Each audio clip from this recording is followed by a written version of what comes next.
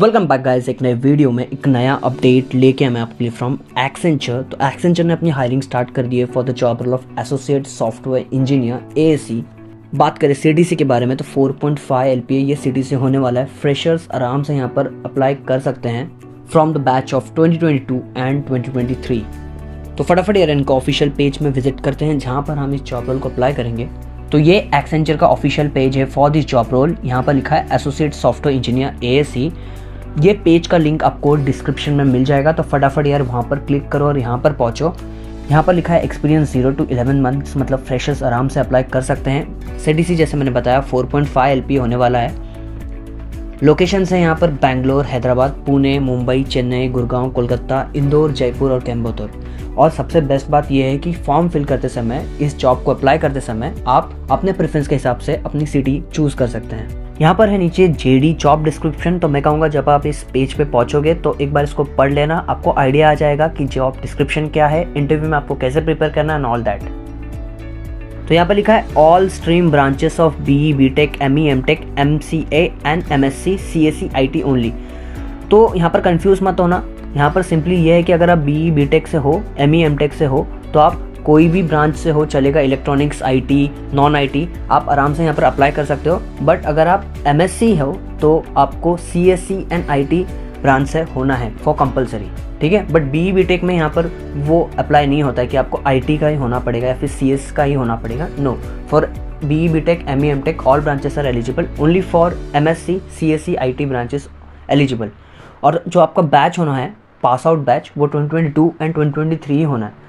और एक बात यहाँ पर है कि अगर आपने MBA किया है या फिर PGD BM किया है तो आप यहाँ पर एलिजिबल नहीं हो इस जॉब रोल के लिए। कोई भी एक्टिव बैकलॉग नहीं होना चाहिए आपको ये जॉब को अप्लाई करते टाइम, और आपका कोई भी गैप नहीं होना चाहिए थ्रू आउट योर एकेडमिक्स। तो ये था एलिजिबिलिटी एंड थोड़ा बहुत डिस्क्रिप्शन। तो फटाफट यहाँ पर प्रोसेस देखते हैं। फर्स्ट आपके पास एक मॉक असेसमेंट का लिंक आता है। जैसे ही आप ये फॉर्म फिलअप करते हो तो आपको एक मॉक असेसमेंट का लिंक आता है जो 20 मिनट्स का होता है, ये देखने के लिए कि आपका जो इंटरनेट कनेक्शन है, आपका जो सॉफ्टवेयर है, आपका जो लैपटॉप है वो कॉम्पैक्टेबल है कि नहीं इस एग्ज़ाम के लिए, और इंश्योर करने के लिए कि आपका जो मेन असेसमेंट होगा उसमें आप without any issues, without any technical problem आप अपना एग्ज़ाम इजीली दे पाओ।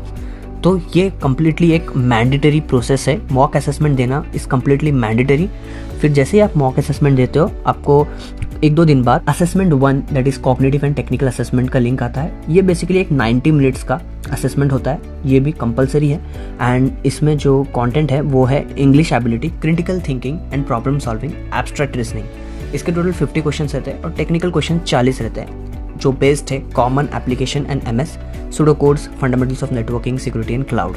और सबसे बेस्ट बात यह है कि असेसमेंट 1 का रिजल्ट जो है वो 5 to 10 मिनट्स के बीच में ही आ जाता है। आपको 1-2 दिन वेट करने की जरूरत नहीं है। इंस्टेंटली आपने एग्जाम खत्म किया, 5 to 10 मिनट्स के बाद आपको असेसमेंट का रिजल्ट आ जाएगा। और अगर आपने उस असेसमेंट में क्वालिफाई किया हो तो आप जाते हो सेकंड असेसमेंट के लिए, जो कि 45 मिनट्स के लिए रहता है। और तुरंत वो असेसमेंट 1 के बाद ही असेसमेंट 2 रहता है। वो बेसिकली कोडिंग राउंड रहता है जहाँ पर आपको 2 क्वेश्चंस दिए जाते हैं और 45 मिनट्स का टाइम दिया जाता है। आपको C, C++, .NET, जावा, पाइथन यूज़ करके वो प्रोग्राम को सॉल्व करना है, वो क्वेश्चन को सॉल्व करना है। अगर आप उसमें क्वालिफाई हो जाते हो देन 2 से 3 दिन बाद एक कम्युनिकेशन असेसमेंट रहता है। आपको कोडिंग असेसमेंट का भी रिजल्ट वहीं पे आ जाएगा, 45 मिनट्स के बाद ही आ जाएगा, तुरंत 5 से 10 मिनट के अंदर। अगर आप उसमें क्वालिफाई होते हो then you will be promoted to communication assessment, that is assessment number 3। ये बेसिकली एक 30 मिनट्स का असेसमेंट रहता है जो आपके sentence mastery, vocabulary, fluency, pronunciation इसको चेक करता है। एक कम्युनिकेशन राउंड होता है, ठीक है। और जैसे आप ये तीनों असेसमेंट क्वालिफाई कर लेते हो then you will be send to the next round, that is interview round. और interview mostly HR plus technical mix रहता है एंड एक ही इंटरव्यू रहता है। सो आपको इंटरव्यू क्लियर करना है, दैट्स ऑल। काफ़ी सिंपल और सॉर्टेड प्रोसेस है। वो डेफिनेटली इस जॉब रोल को अप्लाई करना चाहिए। और आपको एक बात याद रखना है कि आपका जो रेज्यूमे है वो एक बहुत इंपॉर्टेंट, एक मेजर रोल प्ले करेगा through out this job process. आपको अपना रेज्यूमे 1 पेज रखना है, क्योंकि मोस्टली फ्रेशर्स के लिए प्रेफरेबल रहता है कि आपका जो रेज्यूमे है वो 1 पेज का ही हो। काफ़ी सॉर्टेड एंड क्लीन रखना है। आपके जो भी सर्टिफिकेशन से, आपके जो भी अचीवमेंट्स है, आपके जो भी इंटर्नशिप है उसको प्रॉपरली हाईलाइट करना है, मेंशन करना है अपने काम को। जो भी आपका रेज्यूमे पढ़ता है, जो भी आपका रेज्यूमे रिव्यू करता है, उसके पास ज़्यादा टाइम नहीं रहता, वो ऑलरेडी बहुत लोगों का रेज्यूमे देखना रहता है। So it will be like कि वो 6 to 7 सेकंड्स के अंदर आपका रेज्यूमे टोटली स्कैन कर लेता है ऊपर से नीचे तक अपनी आंखों से।